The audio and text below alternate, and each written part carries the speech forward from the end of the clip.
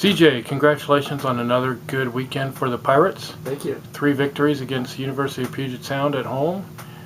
Give us your recap of how you saw the Pirates play this weekend. Yeah, I think this weekend the story was offensively we were outstanding. I don't think we didn't miss pitches and hitter advantage counts.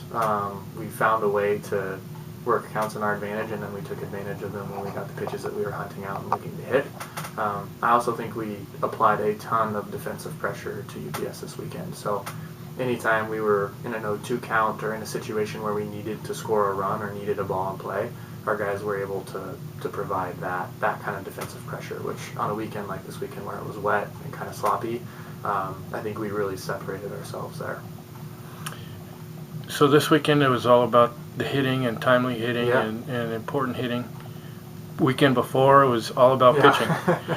What is it about this team that it just seems to come through with what it needs to come through with each weekend? I don't know, and I don't know if it's it's an awareness of what we need to do really well that week, whether it's pitching, defense, or hitting.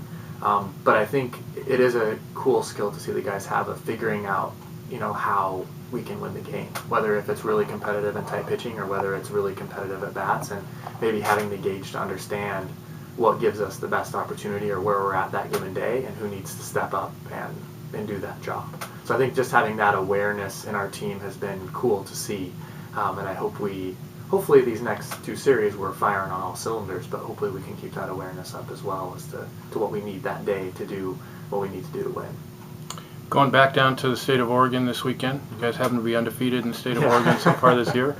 What do we expect to face against the Lewis and Clark Pioneers? They have a couple guys, one arm that I've never seen, but he's been throwing game 2 for him that's going to be pretty tough, and they're a well-coached team and they're a disciplined team, and so if we don't go in there prepared and we kind of decide to rest on our laurels a little bit, they're going to give us a run for our money. So we expect to see a lot of different types of arms and a disciplined group of hitters. So our pitchers are going to have to execute pitches and do the things that we've been doing consistently well to continue to stay in the win column.